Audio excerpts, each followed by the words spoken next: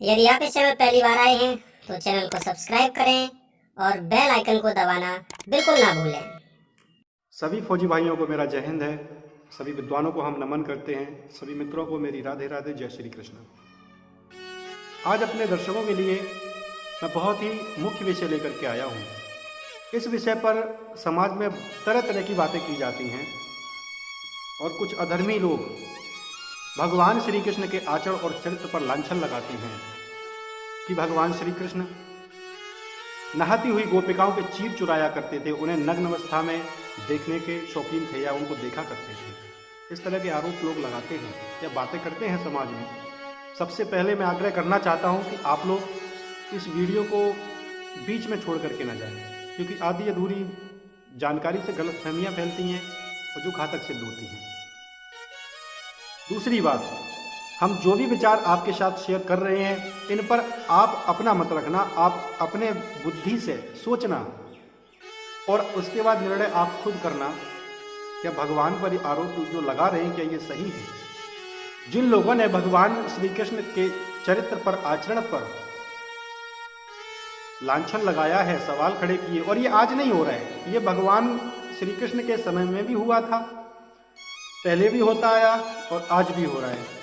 तो सबसे पहली मूर्खता ये है कि भगवान की दिव्य लीलाओं की तुलना जब लोग अपने आप से करने लगते हैं, यानी कि इंसान जब अपने आप से करता है कि कृष्ण ने ऐसा किया तो हम क्यों नहीं कर सकते, या हम नहीं कर सकते तो कृष्ण ने कैसे कर लिया, तो जब अपने आप से तुलना करने लगता तो वो व्यक्ति खुद तो मजाक का पात्र बनता ही है, लेकिन उसकी बुद्धि भी उपहास का पात्र बनती है कि इसकी सोच कैसी है।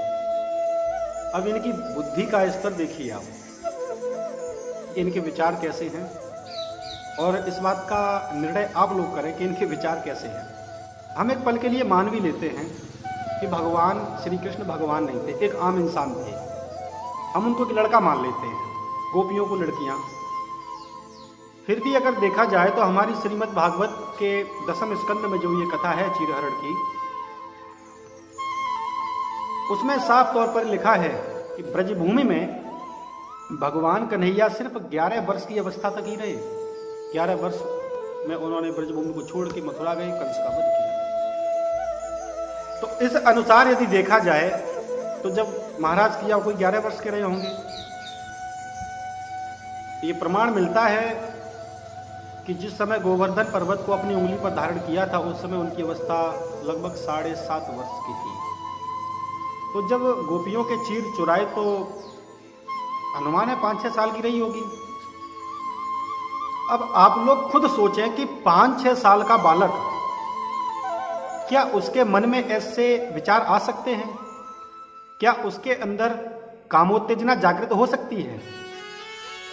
मतलब आप मेरी बात को न रखें इसमें, आप अपने विचार से सोचें कि 5-6 साल के बालक में क्या काम वासना जागृत हो सकती है किसी स्त्री को देख करके, या उसके मन में ऐसे विचार आ सकते हैं कि मैं किसी स्त्री को नग्न देख लूं? नहीं आ सकते हैं। तो इससे इनकी सोच का पता चलता है कि इनकी सोच कहां तक है। और इतना ही नहीं, आगे और भी सुनिए।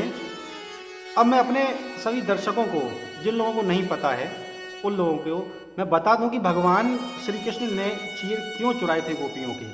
इसके बारे में हमारे जो गुरु महाराज हैं, ध्रुव महाराज जी, तो इन्होंने महाराज जी से कथा में एक व्यक्ति ने प्रश्न किया था और यही प्रश्न रखा था, तो उन्होंने इस विषय की एक एक परत खोल के रख दी।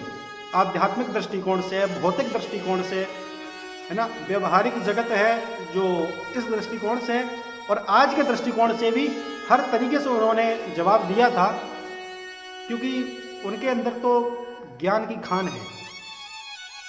महाराज जी के पास तो हर प्रश्न का जवाब है और उन्होंने बहुत अच्छे तरीके से समझाया भी, लेकिन मैं इन लोगों की ही भाषा में समझाऊंगा ताकि इनको समझ आ जाए, क्योंकि कुछ लोगों को ग्रंथों की भाषा समझ नहीं आती है। इसलिए, क्योंकि अगर ग्रंथों की भाषा समझ में आती तो लोग हम भगवान पर आरोप या लांछन लगाने का प्रयास ही न करते। तो मैं आप लोगों को बता दूं कि पहले ये प्रथा थी कि जो स्त्रियां थी वो नग्न होकर के स्नान किया करती थी, वो भी खुले में, तालाब हो, नदी हो। तो ये प्रथा काफ़ी समय से चल रही थी और इसके भी कई कारण हैं। चीर चुराने का कोई एक कारण नहीं है, इसके हर दृष्टिकोण से कारण है। आध्यात्मिक कारण भी है, वैदिक कारण भी है और वैज्ञानिक कारण भी है। तो ये प्रथा चल रही थी। अब भगवान कन्हैया ने यह विचार किया कि अब इनसे हम सीधे सीधे मना करेंगे तो शायद मेरी बात नहीं मानेंगे। और ये सच है, जब कोई व्यक्ति गलती करता है और काफ़ी दिनों तक करता रहता है, उसको फिर जब कोई समझाने के लिए जाता है तो उसकी बात नहीं मानती है। और बड़े बुजुर्गों ने तो कहा ही है कि उतनी अकल बादाम खाने से नहीं आती है जितनी अकल ठोकर खाने से आती है। तो कहने का मतलब यह है कि भगवान कन्हैया ने ऐसा विचार किया मन में कि इनको मैं प्रत्यक्ष परिणाम दिखाऊं, क्योंकि शायद है कि मेरी बात को ये लोग न माने। ध्रुव महाराज जी ने बड़े ही अच्छे शब्दों में, चीर जो है वो वासना है, चीर जो है वो वासना है। गोपी मतलब उन्होंने एक एक शब्द, कृष्ण क्या है, गोपी, सारी चीज़ों को सिलसिलेवार तरीके से बताया। बहुत अच्छा, आप लोग वीडियो देख सकते हैं, ध्रुव महाराज जी का यूट्यूब पर पड़ा हुआ है। तो इस कारण से गोपियों के वस्त्र उठाए, और जब गोपियों के वस्त्र उठा लिए वो कदम के पेड़ पर चढ़ गए। अब फिर गोपियों से कहा, गोपियों अगर तुम्हें अपने वस्त्र चाहिए तो आप जल से बाहर निकलो और अपने वस्त्र ले जाओ, ये मेरे कंधे पे पड़े हुए हैं। तो गोपियां बाहर निकली, लज्जित हुई, लेकिन भगवान श्री कृष्ण को प्राप्त करना चाहती थी वो। तब भगवान ने कहा गोपियों कि तुमने मुझे पाने के लिए व्रत तो किया और हम उससे प्रसन्न भी हैं, लेकिन आपका जो तरीका था वो गलत था। आप नग्न होकर के आपने जल देवता है जो वरुण देव, आपने उनका अपमान किया। यमुना मैया की भी अपराधी हैं आप, इसलिए हाथ जोड़ करके इनसे क्षमा मांगे, आप क्षमा मांगे, वस्त्र लौटा दिए। इसके और भी कारण हैं, वैज्ञानिक कारण भी हैं, आध्यात्मिक कारण भी हैं, वो ना बता करके। कहने का मतलब ये है कि जो गलत परंपरा चल रही थी, मैं शॉर्टकट में बता रहा हूँ, मैं सारी बातों को नहीं रखूंगा यहाँ पे, क्योंकि महाराज जी ने बता रखा है ऑलरेडी, और कभी समय मिलेगा तब बताऊंगा इस बारे में विस्तार से। कहने का मतलब जो गलत परंपरा चल रही थी, जो आज के दृष्टिकोण से भी सही नहीं है, उसको खत्म करने के लिए भगवान कन्हैया ने चीर चुराई। जो लोग भगवान के इस लीला पर जो सवाल खड़े करते हैं, मैं उनसे ही पूछता हूँ कि आप लोगों की बहन बेटियां यदि खुले में नग्न स्नान करें तो क्या आपको अच्छा लगेगा?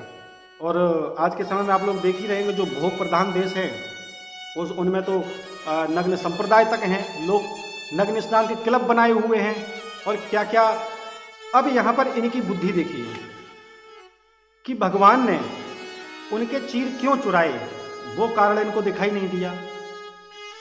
गोपियों की भगवान श्री कृष्ण में कितनी भक्ति थी वो इनको दिखाई नहीं दी, आध्यात्मिक कारण दिखाई नहीं दिया, गोपियों का प्रेम दिखाई नहीं दिया।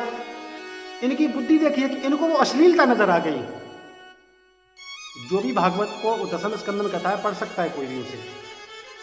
यानी कि ऐसे लोगों को जो भगवान कृष्ण पर आरोप लगाते हैं, उनके चरित्र पर सवाल खड़े करते हैं, इन लोगों को वहां पर आध्यात्मिकता नजर नहीं आई, गोपियों का प्रेम नजर नहीं आया, भगवान का रूप वहां नजर नहीं आया, लेकिन इनको अश्लीलता नजर आ गई है।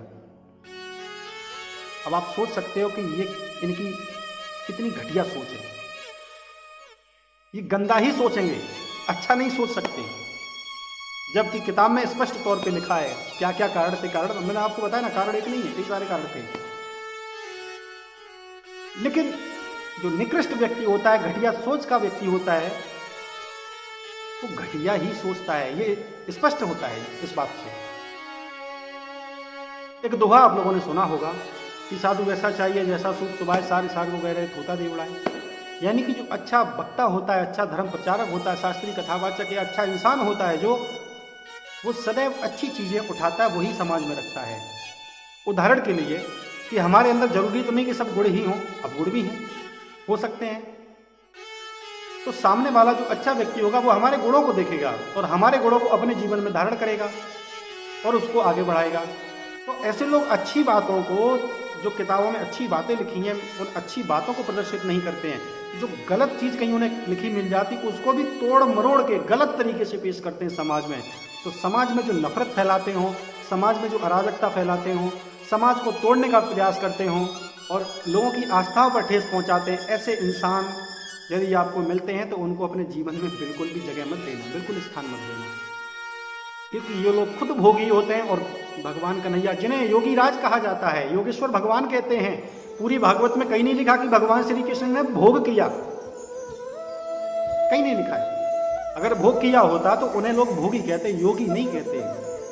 अच्छा, आप लोग खुद सोचें कि आज के समय में